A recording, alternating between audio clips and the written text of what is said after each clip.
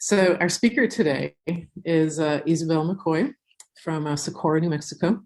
She recently completed her PhD just last summer, 2020, and graduated into the pandemic world.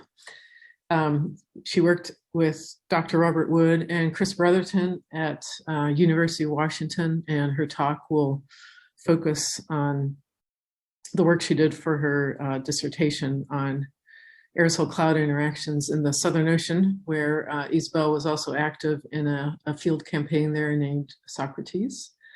But beyond the work that Isabel has done for her thesis, she has a broad range of interests thoughtfully explored in cloud organization and aerosol-cloud interactions.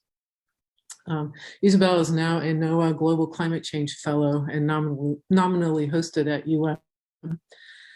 She's also, while being currently physically located in New Mexico, Isabel's very accessible and has already been interacting with some of our smaller research groups here at So I would encourage anybody to reach out to Isabel after this talk if they so choose.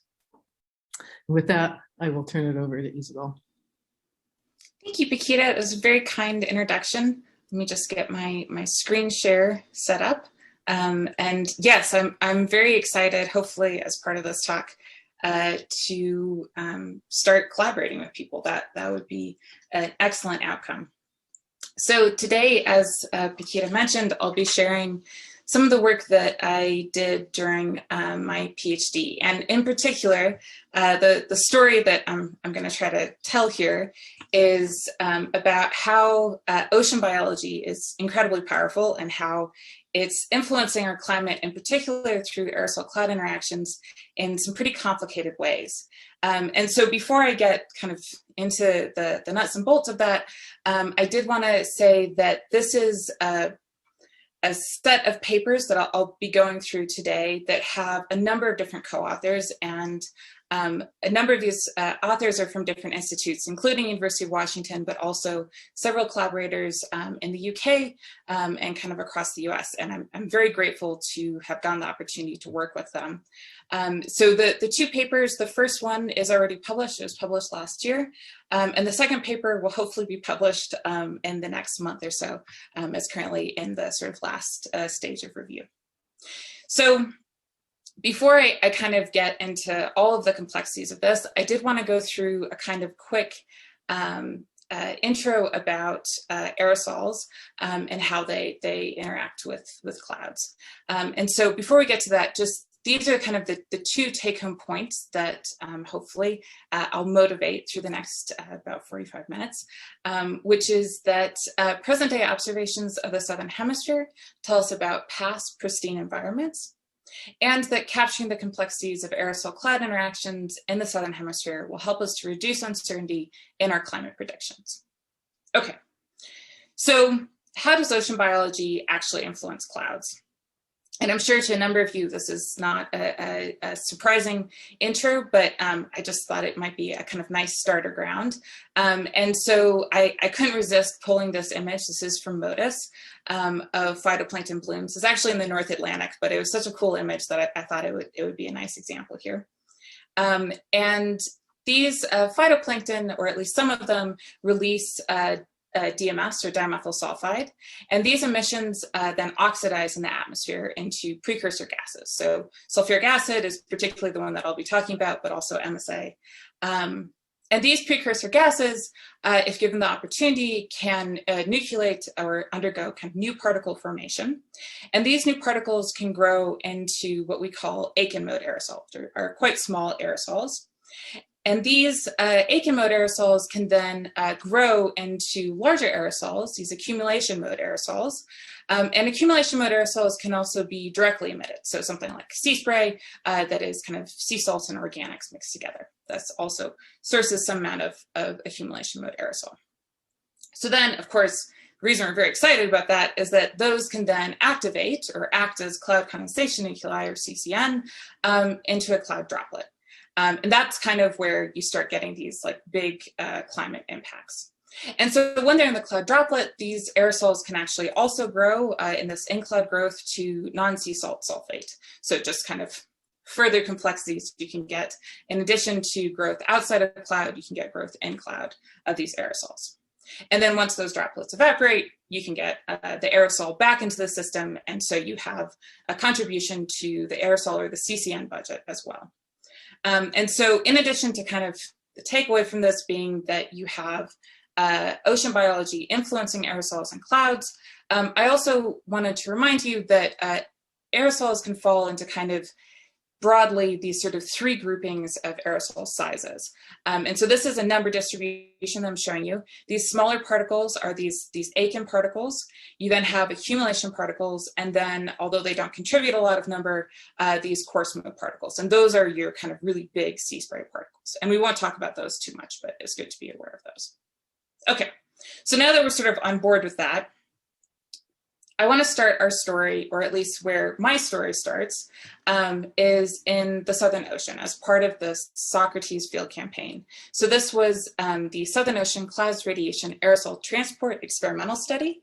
It was done in 2018, and I was lucky enough to be able to participate in this campaign and actually act as a flight scientist on one of the flights. And one of the things that was really exciting to us while we were there is that we were able to get measurements of cloud droplets that we hadn't really had before in the Southern Ocean. And in particular, that was really exciting because it helped us to kind of validate these startling cloud droplet number concentrations that we were observing previously in satellite observations. So I'm showing you two plots from the Southern Hemisphere in the summertime and in the wintertime of cloud droplet number concentration. These are from the MODIS products by Grosvenor Wood. Those developed in 2014. And this droplet number concentration retrieval has been validated by a number of authors. I've only listed a subset of the papers below here, but we really hadn't had an opportunity to validate these in this kind of remote region in the Southern Hemisphere.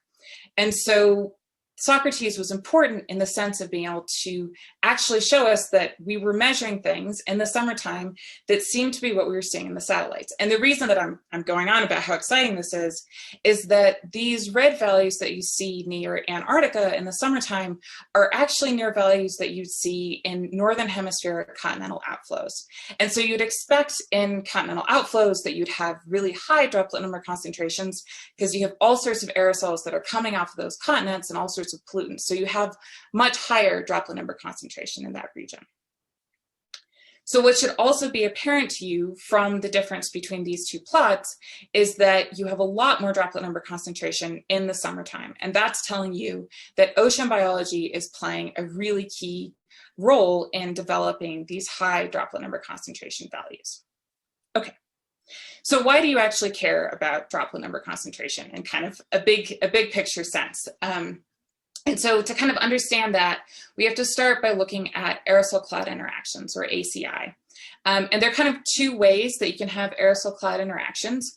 The first is through what used to be known as the kind of cloud brightening or cloud albedo effect, but is now called the radiative forcing associated with ACI.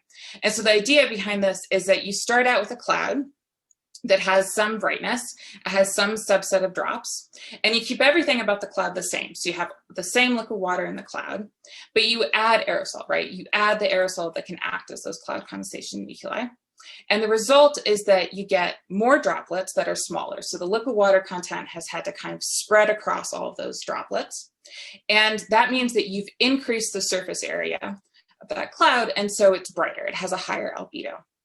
And one of the reasons that you kind of care about that is because you can think about our change from the pre-industrial environment, where we didn't have a lot of aerosol, to the present day, where we suddenly have a lot of anthropogenic aerosol that's been added as this radiative forcing associated with ACI.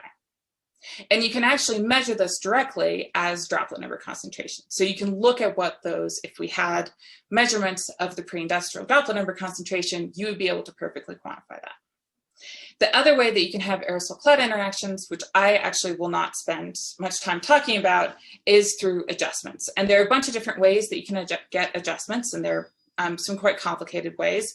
This is just a warm cloud example, which is when you have a precipitating cloud and you add aerosol, but now because you have this macrophysically different cloud, right, it's changing, it's losing droplets through precipitation, you end up with this kind of more complicated picture, right? So you have less efficient precipitation, less liquid water content depletion, and more cloud cover longevity overall.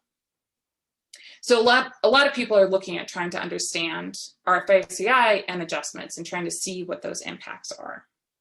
And the reason that you're interested in that is because aerosol-cloud interactions are 1/2 of total aerosol radiative forcing. So the other side are these aerosol radiation interactions. And this is just pulled from the IPCC report. So we can look at this picture and we know that liquid cloud ACI is strongly contributing to the uncertainty in aerosol radiative forcing. And so that tells us that if we kind of focus on this side, we might be able to reduce the overall uncertainty in a significant way. And in particular, as I said, we're going to be really focusing on this radiative forcing component, not the adjustments so much. So then ultimately, why are we looking at this? The reason that you're looking at this is because aerosol radiative forcing is a leading uncertainty in inferring climate sensitivity, or how the climate system responds to a given perturbation. And we can do this from the observational record. So the plot that I'm showing you here is from Andre and co-authors in 2005, and it's showing you the climate sensitivity to doubling of CO2 on the y-axis and the present day aerosol forcing on the x-axis. So the way that you read this is that if you're more to the right-hand side, you've had more aerosol cooling associated with this industrialization. And so the big question is, where are we on this curve? So how are we going from this pre-industrial, pristine environment, right, that just has natural emissions in it, to our present day environment that has all of these anthropogenic aerosols as part of it? And if we know that, we know where we are in the curve, and we know how sensitive our climate is. Okay, so the big trick here is, how can we use present day droplet number concentration to constrain RFACI? So that's kind of the goal of this first part of the talk. So we can use this, this kind of trick that we have up our sleeves, which is that based on a paper by Hamilton and co-authors in 2014, we know that Southern Hemisphere oceans are the closest present day proxy to the pre-industrial environment. And so that actually ends up being really key in trying to develop a sort of simple model of using this present day droplet number concentration to get at RFACI. So we know in the pre-industrial, at least, that droplet number concentration, if you look across the hemispheres, is kind of flat. So yeah, it's a little higher in the Northern Hemisphere because you have continents. So you have aerosols that are being emitted from continents, and that is going to increase your ND a little bit. But otherwise, it's kind of the same between these two hemispheres, or at least that's the argument. And it particularly seems flat when you look at what we think is happening in the present day. So again, the Southern Hemisphere, we know that the pre-industrial and the present day are pretty much equivalent based on this earlier work. But we know in the Northern Hemisphere, we've had this huge anthropogenic emissions that we're getting from most of these continents, right? And so we can come up with this sort of equivalence to try to test, which is that the Northern Hemisphere present day minus the Southern Hemisphere present day is equivalent to the difference between the present day and the pre-industrial. And that difference is really key because it means that we'll be able to constrain RFACI. So to do this, we need a number of different data sets for droplet number concentrations. The first is this set of observations from Modus Aqua from 2003 to 2015. This is from the Scrivener and Wood product. And then because we don't have droplet number concentrations observations in the pre-industrial, we also need to rely on models. So there are kind of two sets of models that we have as part of this. The first set are these kind of classic models that you think about in a global climate model. We have a collection from the AEROCOM Phase 2 Indirect 3. These are CMIP-5 models. You don't really need to know anything specific about them. And a set of sensitivity studies from the HADGEM 3 GA6 to 7.1 development runs that were done by McCoy and co-authors. And again, nothing really specific that you need to know there. But if you look between all of these, it's telling you about uncertainty between different models. But you also want to understand what the uncertainty is within a given model. And so the way that you can get at that is looking at what is known as a perturbed physics ensemble, or PPE. And this was done in the HADGEM GA4 UKCA. And the idea behind this is that you start out with this model and you have 26 aerosol process emission and deposition parameters that you can then simultaneously perturb. And so that creates about 255 model members. And then those individual model members can be emulated. And so the emulation is essentially just creating a kind of smooth surface over all of those model members so that you can do statistics on it. So Ken Carslaw originally was developed this PPE, and Leighton Regehr was the author that really drove that forward. And then Duncan Watson-Paris at the University of Oxford did the emulation. I should say that Ken and Leighton are both at the University of Leeds. So we were very grateful for their participation in this project. Okay, so we have all of these different droplet number concentration data sets now. So we can kind of start out by looking at them and saying if this simple model that we've proposed kind of works. So what I want you to do here is, so look at these are zonal plots. The colors are the models. So red is for the present day, blue is for the pre-industrial, and then the observations are in black. And I'm showing you on the left-hand side, December, January, February, and on the right-hand side, June, July, August. So kind of blur your eyes here and look at these plots, and you can see that in general, they seem to be doing what this simple model is telling you, which is that in the Northern Hemisphere, you have, in both of these seasons, a big difference between the present day and the pre-industrial, and in the Southern Hemisphere, they seem to kind of fall in line. So that seems promising, right? So we're going to look at these kind of mid-latitude swaths, these 30 to 60 degree bands here, and we're going to see if this equivalence holds. And so the simple answer to this is yes, that the hemispheric contrast does contain information about the change in droplet number concentration from the pre-industrial. And you can see this in this plot because you have a diagonal relationship here. So on the y-axis, you have the difference between the present day and the pre-industrial, and on the x-axis, you have the difference between the hemispheres, right? Northern hemisphere minus southern hemisphere. And so there's a lot that's kind of going on in this plot. You have individual model members from both the AeroCom and the HADGEM development runs. Those are the triangles. The sort of blue smear here is the emulation surface. And then the pluses are the individual PP model members. The solid line here is the best fit, and the dashed line is the 95% prediction interval. And these are based on the emulation. And then, of course, what is possibly most important is you have this gray bar here, which is the MODIS hemispheric difference. And that's between about 32 and 37 number per cc at 95% confidence. That's not a number that you really need to remember, but just to kind of give you a sense for what it is. And we can apply this kind of observational constraint to the PPE and constrain what that difference is between the present day and the pre-industrial droplet number concentration ranges. And that's between about 8 and 24 number per cc at 95% confidence. Again, not a number you really need to track on exactly. But the big point that you should be noticing here is that there is a relationship. So you do have information that's being contained in this hemispheric contrast, and that the observations tend to be falling on this kind of lower side compared to most of the models, which we'll come back to later on. So can we now constrain RFACI with this hemispheric contrast? And you'll notice that we've lost some models in this shift between y-axes here. And that's because the AeroCom and the HADGEM models all include adjustments in addition to RFACI. And so because they have both, we can't really separate them. And so we're just looking at the PP to look at the RFACI question. And so the short answer to this is that we can actually constrain the RFACI using the MODIS observations. And that's between about minus 1.2 and minus 0.6 watts per meter squared at 95% confidence. And this was actually really exciting to us because it's comparable to a recent synthesis range that was developed from Belwan and co-authors from independent methods, right? They're using GCMs and remote sensing and other observations, right? And we're getting a range that is pretty close to what they found.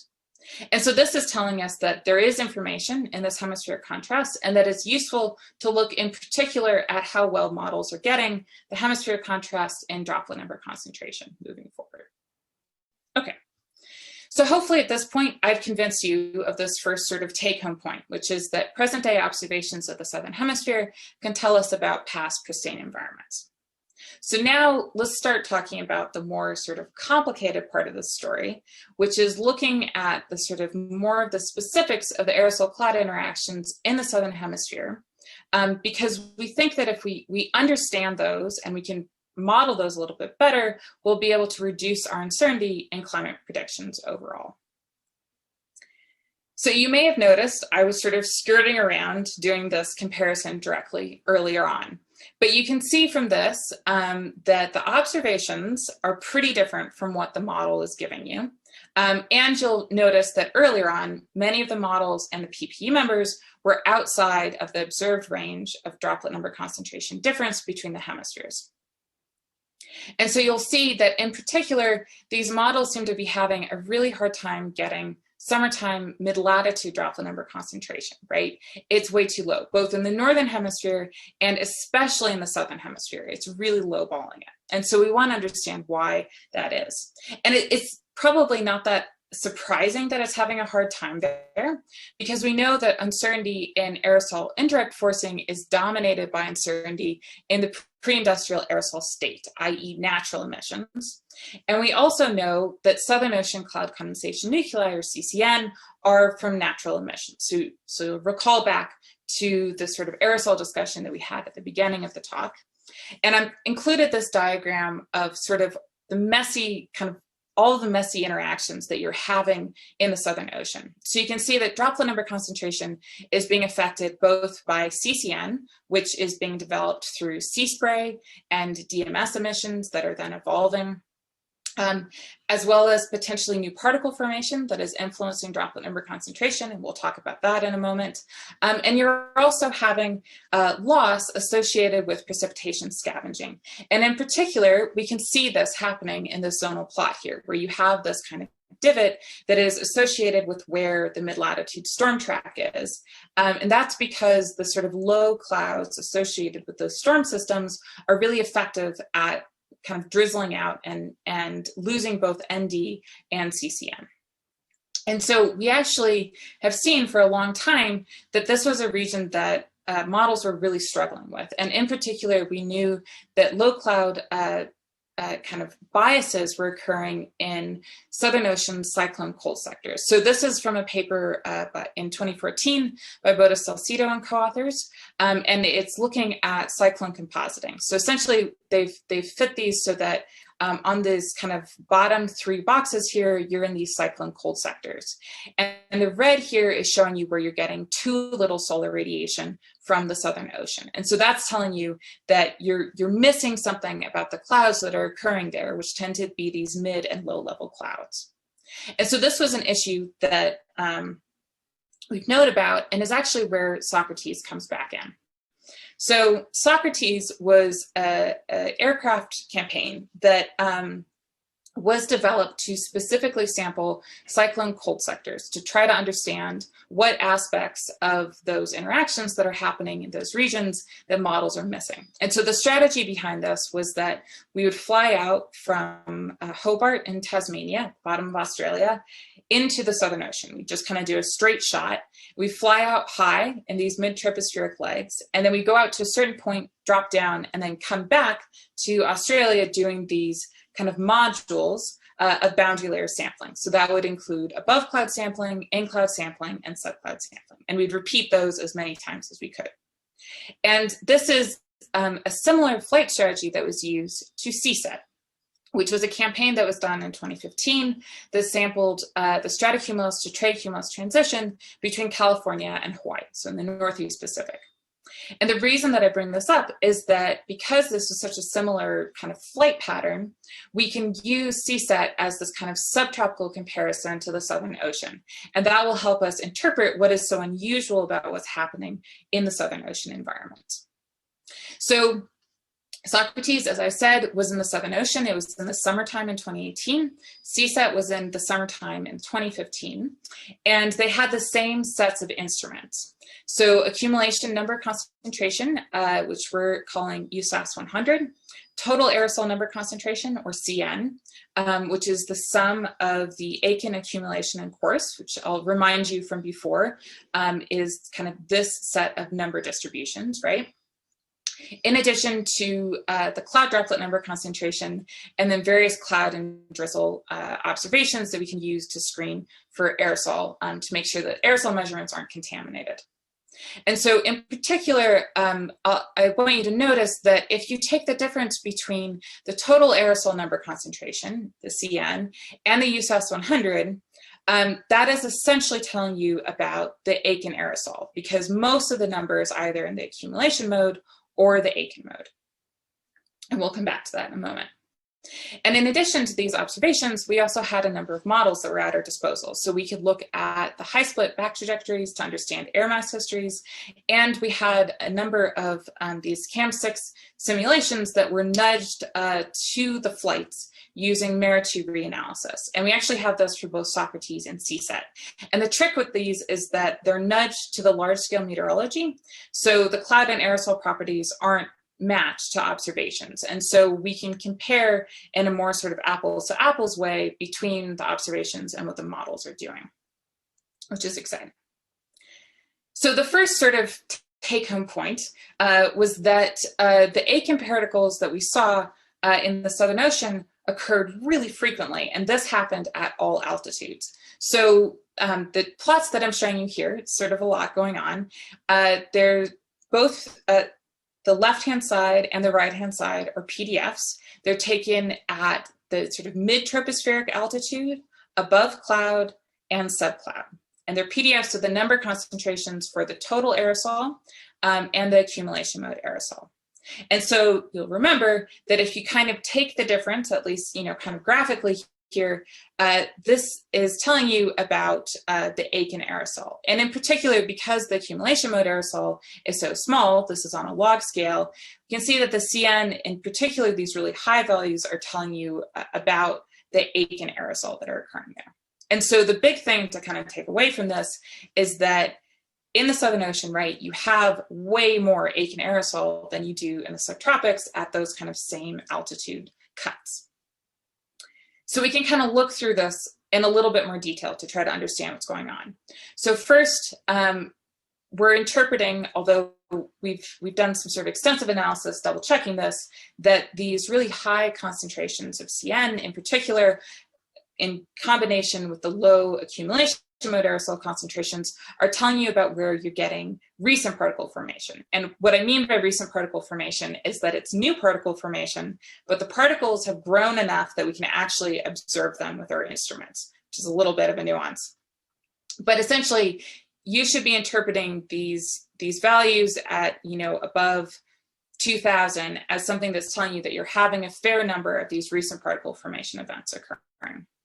So in the subtropical cases, in these purple curves, right, that's the subtropical ones, you can see that you have a little bit of these kind of newer particles that are occurring up in the mid-troposphere, but as you descend through height, you can see that those are coagulating, right? So you're getting a shift gradually as you descend as those particles. So you decrease the number concentration in CN, and you're increasing the number concentration in accumulation mode, and that's kind of all very expected.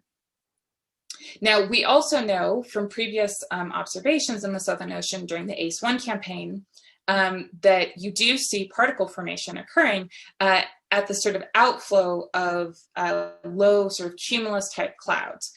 Clark and co-authors saw this in 1998, associated with clouds that were at about 3 kilometers. And this is actually pretty cool.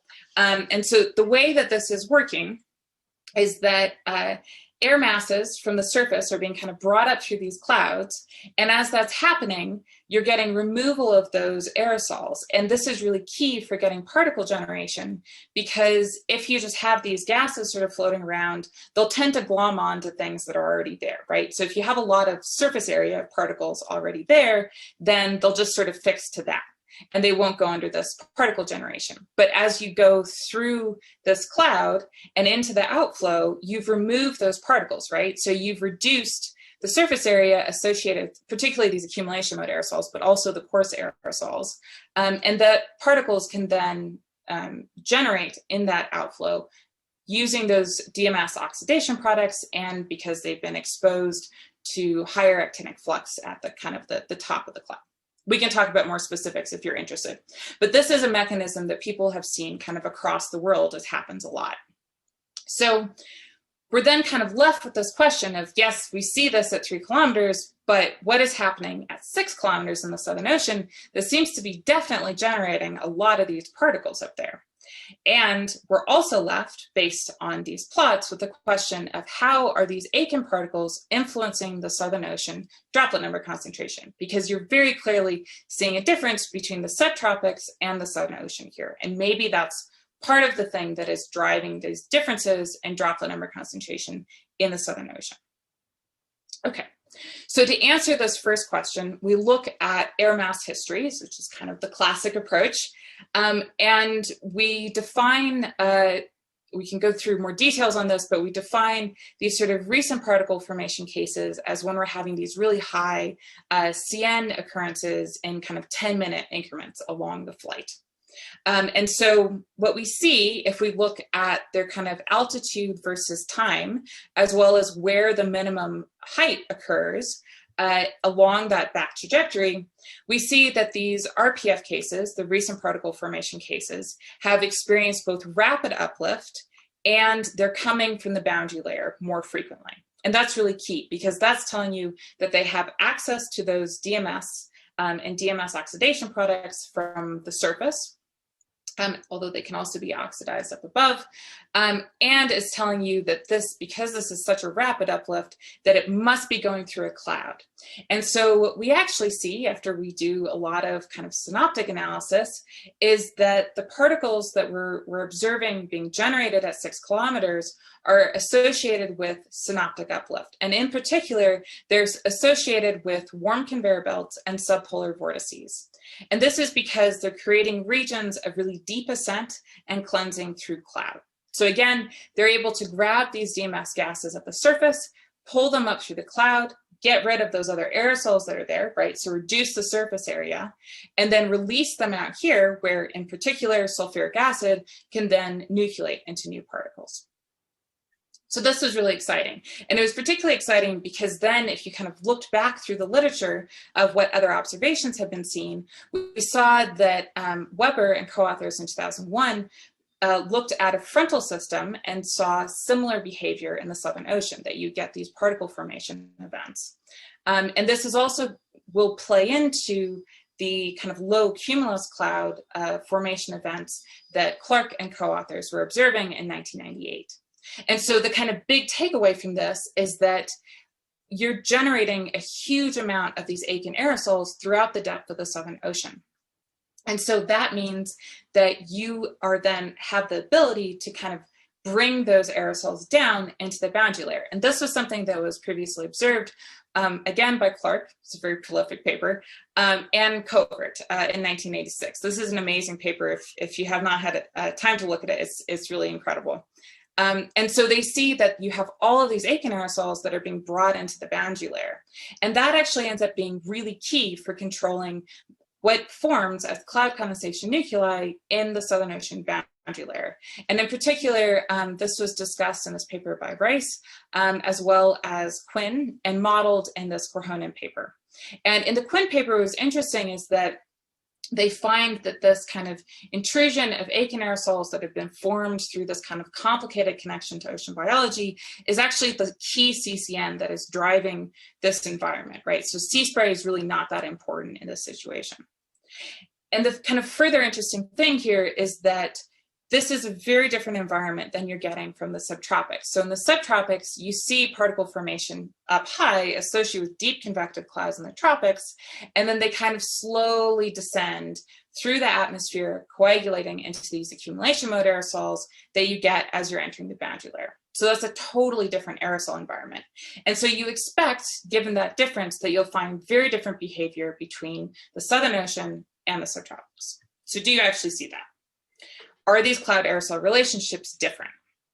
So the plot that I'm now showing you, the x-axis here is the accumulation mode, looking at 100 and above, 100 nanometers and above. And on the y-axis is the droplet number concentration. And so these are PDFs of the values in here for droplet number and for accumulation number. So there's a lot kind of going on in this plot, but there are 2 points that I want you to kind of focus on. The first is that it seems like smaller particles are more important in the Southern Ocean than the subtropics.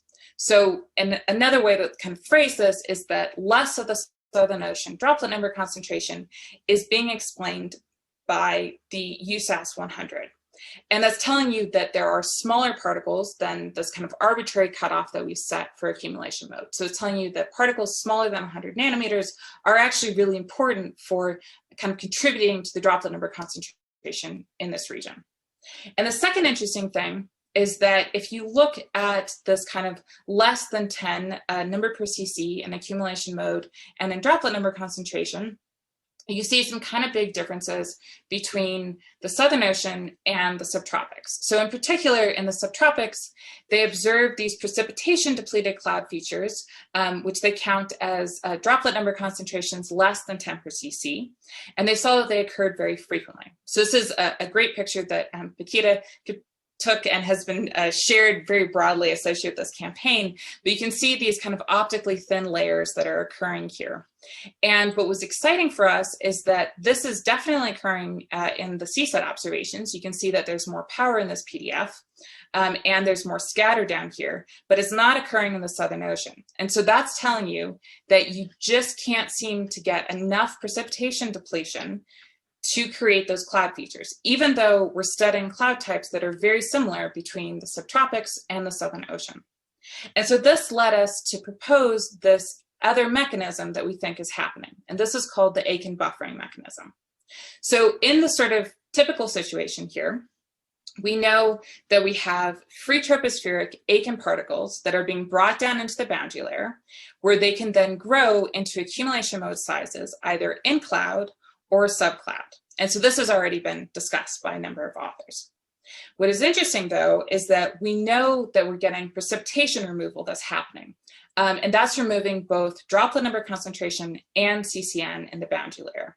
And when that happens, you're also removing surface area that is important for water vapor to kind of grab onto.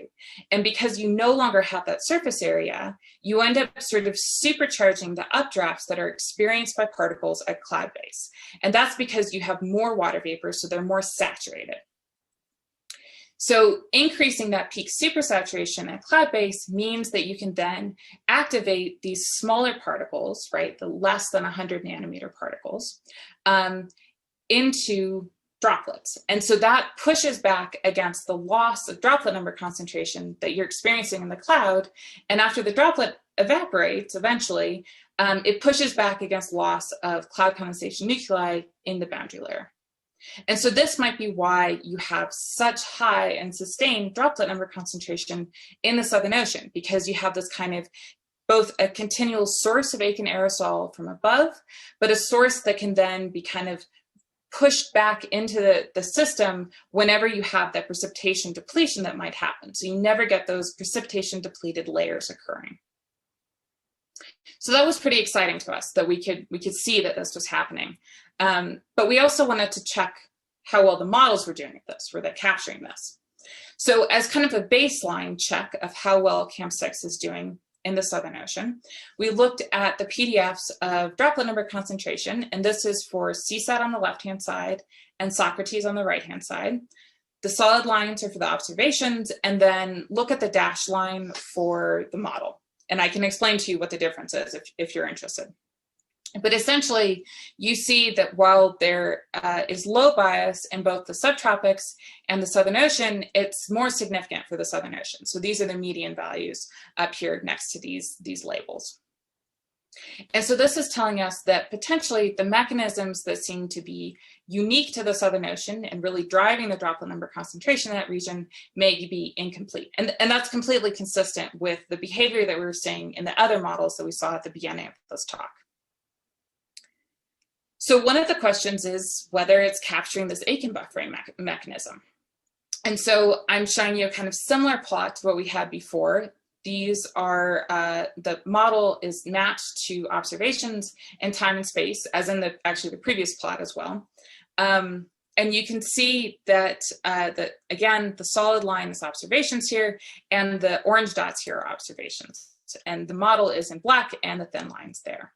And so the big kind of point that you see here is that near cloud accumulation mode aerosol number and droplet number concentration are both biased low compared to the matched observations, pretty significantly as well, as you can see, particularly in the PDF, but just in general by where these scattered are.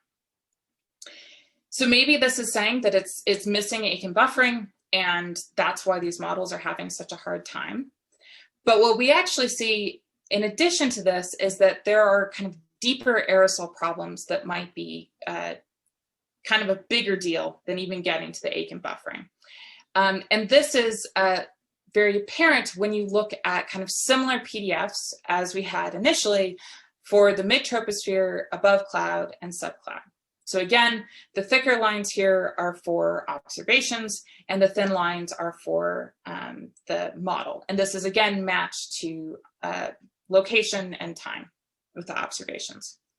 And so what is really apparent from this is that CAM6 total aerosol number, which we know in the Southern Ocean is really driven by Aitken aerosol, is bias low. And it's bias low in both the subtropics, which you can see the difference here, although the difference reduces as you go down. But you especially see it in the Southern Ocean, right? It's completely missing most of these really high concentrations. And so this lack of Aitken particles is likely why you're getting such low accumulation mode aerosol numbers and why you have this big bias in droplet number concentration in CAM6. So where does that leave us? So let's go back and look at the zonal map that we kind of started with. So we know that we have these big biases between models and observations. We also know that if you improve sulfur chemistry and sea spray production in other models, in particular the HADGEM model, they are able to reduce the droplet number concentration bias relative to these satellite observations, which is particularly exciting. We also know that if you don't include natural new particle formation, then you end up getting an overestimation of RFACI. And if you recall back to the plot that we had of RFACI versus hemispheric contrast, most of the models tended to have too much RFACI, right?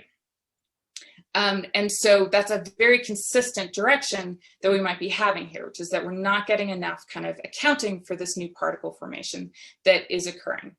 And definitely we are getting new particle formation that's happening in CAM6 as we saw in the SOCRATES comparison, but it seems to be insufficient. There's not enough of that happening. So it's pretty clear from us, definitely synthesizing these couple of papers, that understanding these pristine biological aerosol sources and sinks and aerosol-cloud interaction mechanisms, for example, the synoptic particle generation and the Aitken buffering of droplet number concentration, can both help us to improve currently included mechanisms, right? So there is some particle formation that's happening, but also capture key elements of new ones. And so having these sort of observational modeling comparisons will help us to hopefully reduce the bias that we have in these pristine droplet number concentration environments and improve climate predictions overall. Okay. So that's kind of the conclusion of the Southern Ocean story, which granted is a conclusion that's sort of a lot of work still needs to be done on this, though I think there's some exciting avenues there. But now I wanted to take a couple of moments to just talk about something totally different, but what I will be focusing on while I'm at Miami. So this is kind of an idea that I was funded to work on along with Pikita to look at how the role of cloud morphologies might be playing in cloud feedbacks. So the image that I'm showing you is an image from MODIS. It's taken off the coast of South America. And you can see that there are a bunch of different kind of structures of clouds here. And you might wonder why we actually care about this, other than them just being kind of cool looking. And it's because if you look at these different cloud types, so in particular, these kind of open cellular clouds, this more sort of closed cellular cloud structure, and these kind of disorganized cellular shapes, that you actually have really different radiative properties for those different cloud types. So, of course, in this image, you see that there's a bunch of different cloud fractions that are occurring. But if you look kind of across all of these different cloud occurrences, and you look at the same cloud fraction, you see that there's a big separation in albedo between these different cloud scenes. And that's telling you that you have micro and macrophysically different properties associated with these different cloud morphologies. And so that is kind of this nucleus of an idea of what we kind of want to try to explore through this project. So I thought it would be fun to just kind of go through a couple of questions that we have right now and see if anyone was interested in kind of joining us. So the first question is to ask, how many unique mesoscale cloud morphologies are there? And this might seem like a little bit of a silly question, but it has a point. So I'm currently working with these kind of 3 classifications that were done using a supervised machine learning system.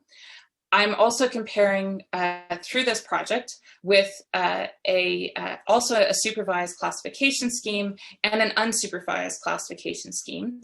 This one is by Leif Denby. This one Hauke Schultz is contributing to. And we're trying to understand kind of what are the unique places that we have these different morphologies. And the reason that you care about this is because we want to understand where those different clouds are occurring and what's driving their development. And the reason for this is because they actually are really important in shaping our climate. And so in particular, I'm showing you just sort of a preliminary analysis of trying to estimate what this cloud feedback is if you shift from something like these closed MCC clouds to these disorganized clouds. And so really what you need to know from this figure is that we can predict where these closed MCC clouds occur based on their kind of environmental controls. And we know that these environmental conditions are going to shift with climate change. And so we can estimate what that shift is from these closed MCC to these other organization types. And that, based on the changes in albedo that you're getting, gives you a pretty big feedback. And it's something that has a pretty unusual pattern as well. So it's worth understanding. And it's particularly worth understanding because we don't have this currently in our climate models. So then that gives us the question of what aspects of these cloud morphologies are essential for climate models to get right. And so in particular, if you kind of remember what that previous plot looked like, it actually seems like the albedo for these different cloud morphologies is really controlled by the kind of distribution of those optically thin cloud features that I was talking about way back in the talk. And so on the y-axis here, I'm showing you the fraction of veil cloud features that are occurring for these different clouds, again, versus cloud fraction. And you can see that there's quite a difference between these different cloud types. And so that's something potentially that would be really key to get into models so that you can kind of account for something that is a feedback associated with those. So I encourage you, if you're interested in this, please contact me. My email's at the bottom here. And without further ado, let me just finish with my couple of take-home points. So first, hopefully I convinced you that present-day observations of the Southern Hemisphere tell us about past pristine environments. If you're interested in looking more at that, the paper is already out. And second, that capturing the complexities of aerosol-cloud interactions in the Southern Hemisphere will help us to reduce uncertainty in our climate predictions. And the paper for this should be out relatively soon. And I, of course, should thank my funding sources. So the Southern Ocean research was funded through NSF. And my current work is funded through NOAA as administered by UCAR. And please, I would be happy to take any questions and feel free to contact me. Thank you. Yeah, thank you very much. It was a nice, self-confident presentation with some nice slides. Okay, thank you. If you have questions, please switch on your camera and microphone and begin to speak.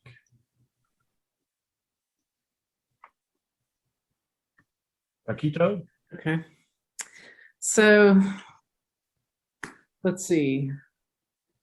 The subtropics don't have the same amount of new particles in the free troposphere as do the southern oceans because there's a lack of synoptic clouds. Is that how that works? The subtropics are in the descending cell of the Hadley circulation, so you just don't get that outflow? Yeah, so it seems like, so at least, and I should, let me see if I can go back quickly to those slides. So they had a really nice analysis of this in this recent Williamson paper that was looking at the ATOM measurements. So they see that you get new particle formation associated with those deep convective clouds in the tropics. And then I think that's right, that you have this sort of slow descending air associated with that circulation that kind of brings them down and coagulates them. But you don't have what you have in the Southern Ocean, which is just this kind of constantly cranking through the storm systems where you can you have that gas access, you can pull it up and clean out that air and then have a kind of sunny environment that you can also oxidize really easily in and produce new particles. And then the kind of second trick of that, right, is that you also have this kind of pulling down because you have that kind of circulating system that's happening pretty quickly in the Southern Ocean. And so it also doesn't give you time to build up and coagulate, I think. Yeah. Does that kind of make sense? Let's see. I think so. So this looks to me like it would take maybe 5 days or a week or so for a cycle like this to happen, just based on normal subsidence rates in the atmosphere. I think that seems about right because so we have, it's going to take it a couple of days to pull up air and process it and then pull back down. So probably 5 is a good estimate. And yeah. Do you see that? Like, do you see that kind of 5 day or whatever, anyway, ups and downs that kind of correspond to? Yeah, so I particularly looked at the sort of up side of it. So that's what this part is this is 72 hours back. So we know that it's not getting all the way down. This is also looking at an average. So you do have estimates of it getting into the boundary layer. And then I think, so I haven't run the numbers for what the then pulling back down aspect is, but this paper by Covert, they have this really nice comparison where they look at associated with where they get low pressure systems. They see a big increase. So it's based on ship observations. So they see a big increase in the fraction of Aiken particles. And in particular, I think really small Aiken particles that come down associated with when you have the passage of these lower pressure systems. And that time scale looks like that's pretty fast. That's probably a couple of days. Yeah. I should also add that I believe that it takes, I'm going to say somewhere between 5 and 10 hours for particles to grow enough that we can actually measure them with the CN. So we're not measuring new particle formation. We're really measuring recent particle formation because we can't detect with our instrumentation, we can't detect the smaller ones. Yeah. Mm-hmm. So there's a little bit of a lag there, but yeah. So it would be interesting to see what is that full cycle and how that kind of tracks. Yeah.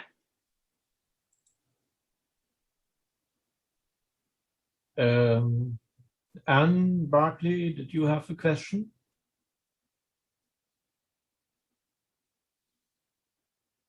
Oh, hi. I was muted, sorry. So I can, although I know we're almost out of time, so I don't want to go over. We good? Okay. So I know there's been a lot of talk recently about how pristine the pre-industrial actually is. Although I agree with a lot of, I agree that the Southern Ocean was probably always pretty pristine, and it's a good place to look at to estimate what the pristine environment pre-industrial pristine environment would look like, but do you think like your measurements could be applied like in the northern hemisphere? The southern hemisphere measurements, like through SOCRATES, you mean? Yeah, like do you think this would be happening in the northern hemisphere given the amount of yes there? So that's a really good question, and in particular, it was one that we sort of were discussing in terms of trying to interpret this plot, right? Of like why our model's having a hard time with that. So I think, I mean, our hope would be yes, that you could apply this. There is there's a lot of work that's been done looking at pristine environments in the present day associated with ocean biology. So we know that like the ocean biology connection also works in the northern hemisphere.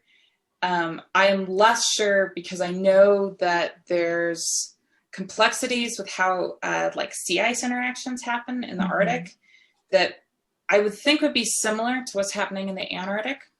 But I am not an Arctic specialist in terms of aerosols. So there could be nuances there. But I think in generally, you would have the expectation that for the most part, the signal that you're seeing in the southern hemisphere does tell you about what's happening in the northern hemisphere. And the only sort of caveat to that would be that you're getting natural, yeah, I guess you can say natural, biomass burning, right, that's happening associated with the continents that could be affecting that. And that's not something that you have in the southern hemisphere at all. So I know that there's, this is maybe what you were also talking about, is that I know that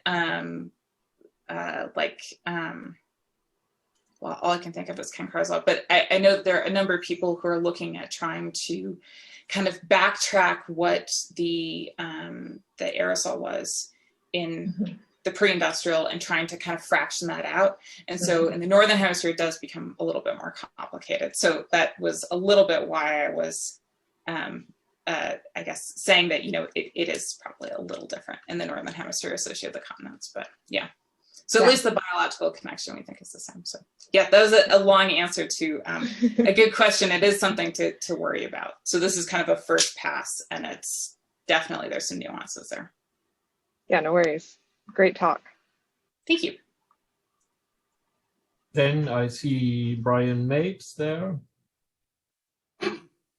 Yeah, Isabel, I guess I just missed your segue from particles to mesoscale patterns. Did you think those were connected in some way, or how did you? I probably didn't really segue very well from that. I mean, I think this would be an interesting thing to look at, to try to understand what the connection is with aerosol.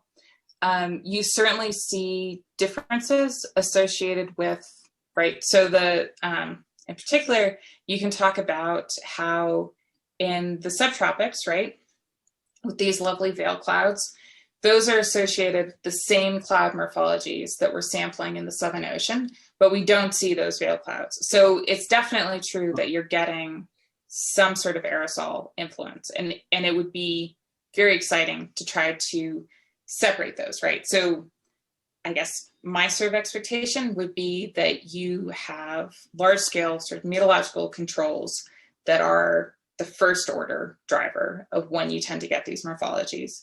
And then you probably have a modulating influence connected to the aerosols that you then have to try to separate a little bit. And I think we're now at the point with the number of satellite observations that we have that you can do that effectively, right? You need a large number to be able to kind of do that statistical separation. But yeah, so that, thank you for catching that. Yes, I think that would be an interesting thing to look at. Because certainly the morphologies are not the only thing that are happening there. You're also getting this aerosol-cloud interaction modulation that's going on as well. Yeah, through drizzle, if nothing else, but yeah, okay, thanks. Yeah, I mean, and a number of these different clouds have different precipitation features, right? As part of why people have historically looked at MCC, was interest in that. Yeah, so. Good catch. Arthur? You are, yeah. if there's time for one more question, you know, I'm no way an expert in this, and I really enjoyed your presentation today. Thank you. You presented a lot of material really well. I'm just going to make a comment. You know, I see some model output. I see the data, the slide that you just showed a few seconds ago, and there is a large discrepancy. Now, these processes are parameterized, obviously, because in these models, because of lack of resolution. So has anybody tried to take a data assimilation approach to estimate the parameters of the parameterization based on this model data comparison? Because that's what I would do. I would say, okay, we have a parameterization of these processes. Let's see if we could use data assimilation to optimize the parameters to explain the data. And if you can't do it, you definitely, you know, you should try another model, and which your work is suggesting is the way to go. Okay, so I think that's a good point. So we have not tried doing a data assimilation approach to this. I think you do run into, I guess, some of the issues that maybe is encapsulated well in this picture is that you do run into the issues of having different models have different parameterizations for things, which could be a real problem.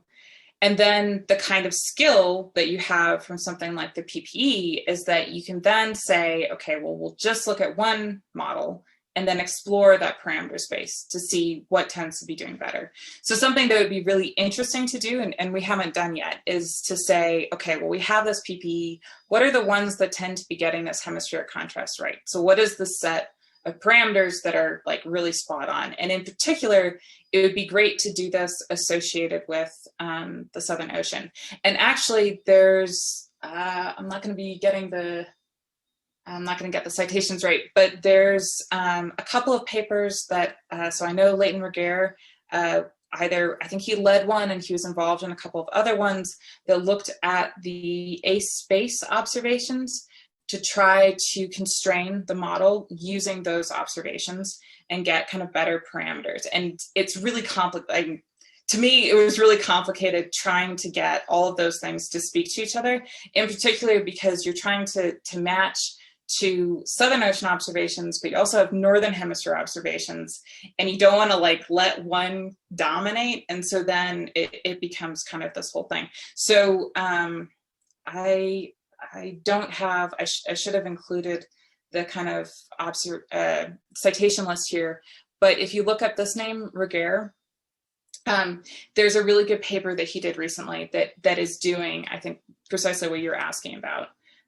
Yeah, and it's pretty cool. The space campaign was also quite interesting. I think there's a Schmale paper that was in BAMS that was talking about that was looking at observations, ship observations in the Southern Ocean. That was kind of a close time occurrence. Yeah, but yeah, it's a great question. It's definitely the future of where we should be heading. Yeah. Okay, John Hao Zhang. Yes, I have a quick question.